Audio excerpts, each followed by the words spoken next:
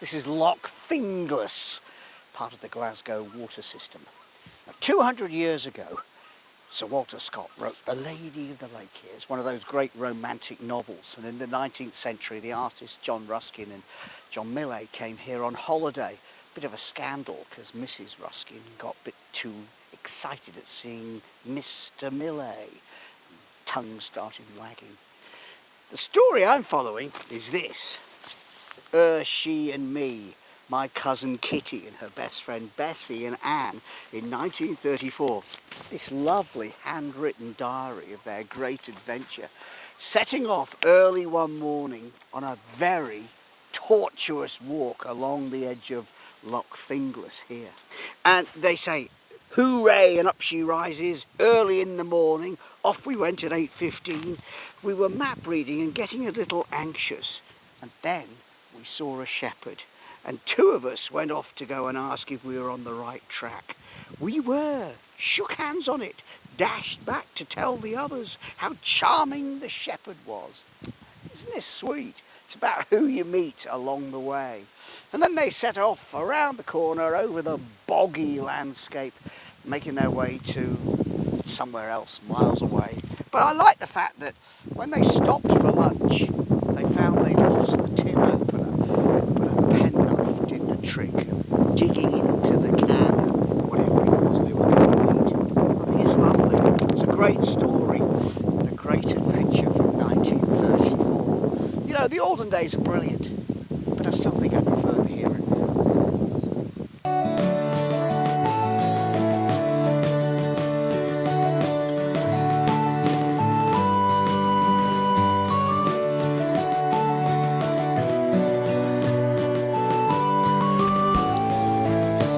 I'm following the adventures of She and Me, my cousin Kitty and her best friend Bessie and Anne. They wrote a diary of their adventures through Scotland in June 1934, and I'm able to follow their exact route. Here they hiked along the shore of Loch Venachar from Invertrossachs to Callender. She and Me. In Cousin Kitty's diary from 1934, she and her friends were walking along the side of this loch on a lovely June morning, thinking they had plenty of time to catch the train at Balquidder. No, it's in 10 minutes, somebody said. Ah! And they had to really leg it.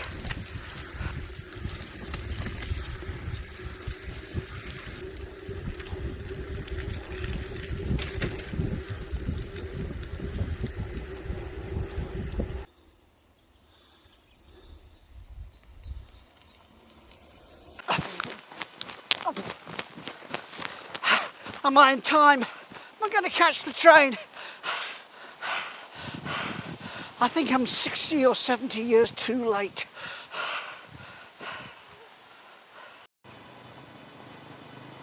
I'm in Callender, which this diary describes as a lovely wee town, and it is. But then they said, unfortunately, the last bus had left. What are we going to do? It's an 8-mile walk home. And that's when they say, Scotland is abounding in Walter rallies, because we got the chance of a lift from a small confectionery van. What a great description. Oh look, there's a confectionery shop right here. I wonder if they've got the van. Hey, we had one small seat between the three of us and a chance of falling out because the door wouldn't have fastened. Oh, but we couldn't have travelled more nobly in the stagecoach. I like that. I like what they're talking about here, which is the act of random kindness makes your day. And it always does, doesn't it? I'm on the route of a lovely old railway line which ran from Stirling to Oban across this bridge. And what a lot of water around. On an old railway line here, disused now. It's only used for people on bikes and walkers. But I've stopped because of these ridges here in the field. And what these are, in fact, are the remains of a Roman fort. And I'm amazed, because I thought the Romans stopped at Hadrian's Wall. But no, they came right up into the lowlands and they tried to settle this area, and they succeeded for about 10 minutes. Yeah, it was no more than 4 or 5 years, and then they scootled back to go and stay behind Hadrian's Wall, because those Scots were a dastardly bunch. Ah! I love old railway bridges, and this one would have been here in 1934. I bet Hershey and me went over this. There's something magical about cycling alongside the river, and what a river! Cascading, bubbling water. This is the Tay, which ends up in Dundee.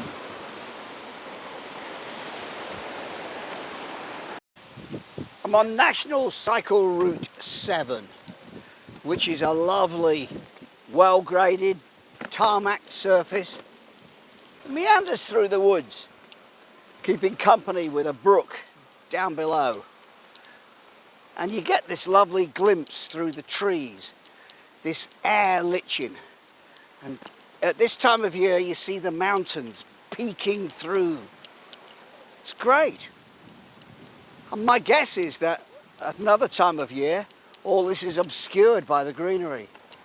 This is the old railway line that joined Stirling with Oban. Of course, it closed in the 1960s, but it was one of the most scenic lines, high up here in the mountains, with views through the trees up to the spectacular hills above.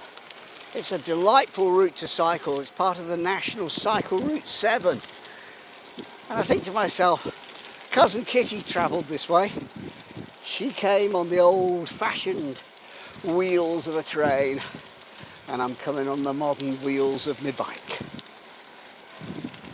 I'm at Monachyle Mohr, at the very top end of Loch Voil, and Hershey and me made their way here in 1934.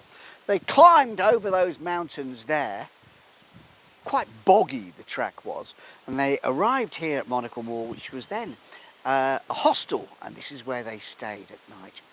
Well, I'm not staying in a hostel, I'm staying in a glamping experience. This used to be a waiting room for a ferry. So, bed and bunks. Ooh, okay. What else have we got? Oh, nice view out through here of the beautiful sunrise. Come through to my kitchen.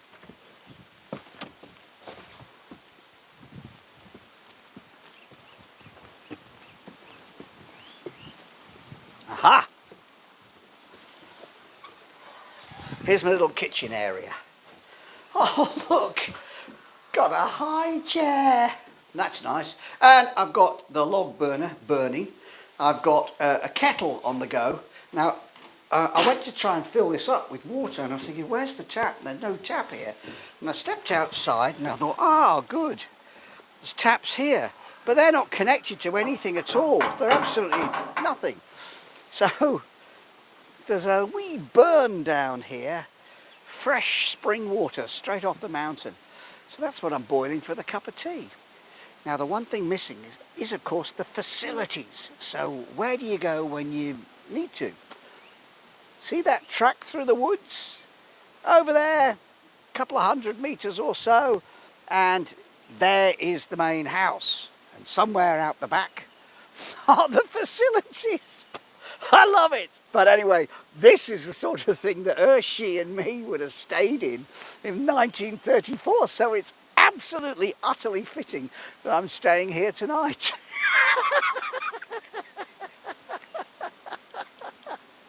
Back in 1934, Kitty and her pals hiked over these mountains here. Wow, what an adventure they had. And then they arrived at the hostel. This was the hostel at Monachyle Mohr. It's now a lovely hotel When they got here, they played a game of cards. They had a wonderful night, and the next day they headed off into Balquidder to catch the train. The train? I thought they were on a walking holiday. Yeah, but they needed to get to somewhere. And the train was going at 10:30, except it wasn't. It was at 10:05, and they write in the diary, so we had to run like crazy, carrying all our packs. In fact, we're so fit, we'll be able to run in the Olympia Games. Olympia Games? Yeah, the ones coming up in Berlin in 1936. In Cousin Kitty's diary from 1934, she and her friends were walking along the side of this loch on a lovely June morning, thinking they had plenty of time to catch the train at Balquidder. No, it's in 10 minutes, somebody said. Ah! And they had to really leg it.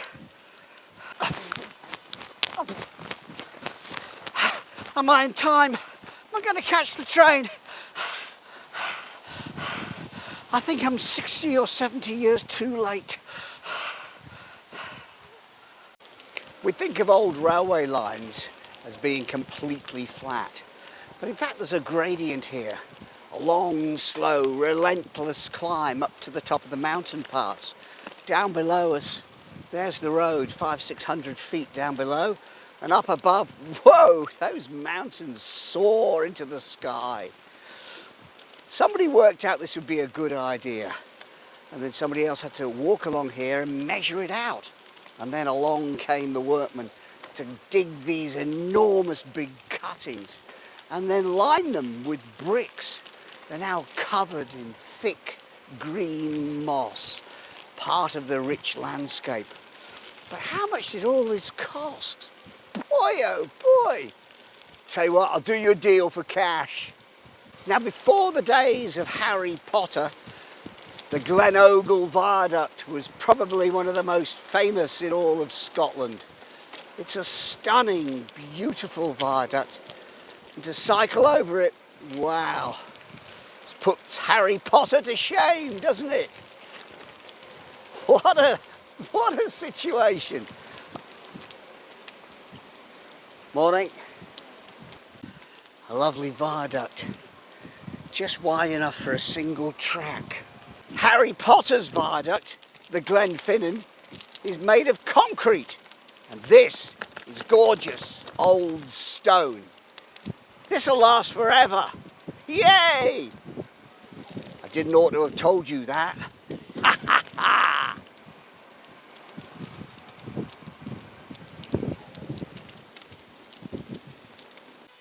This is the old railway line that comes to the pier on Loch Tay, and it deposits tourists right here. Even the house is called Pier End.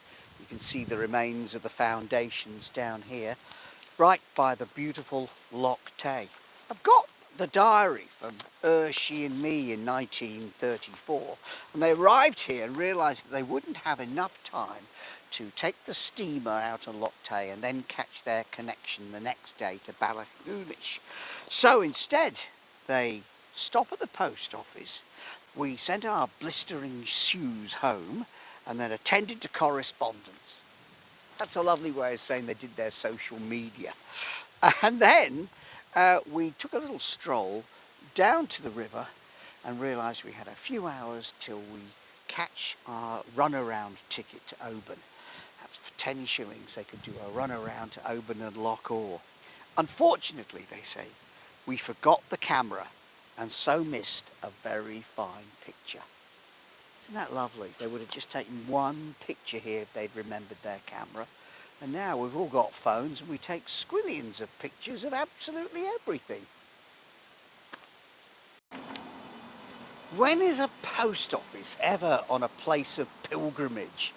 Well, it is, because it turns up in this 1934 diary by my cousin Kitty and her friends, She and Me. Here in Killin, they arrived and put their bags behind the door in the post office. Can we leave them here while we go off and have a little look around? And then they came back, picked up their bags, left the boots because they were going to be posted home. They were too uncomfortable. And it says here, we attended to correspondence. Isn't that lovely? That means they just wrote postcards home, having a lovely time, wish you were here. And we think postcards are old-fashioned, but you keep them and you can still find them. When you do your correspondence now on social media, when will you ever be able to find those old messages? So thank heavens for the post office, especially this one in Killin.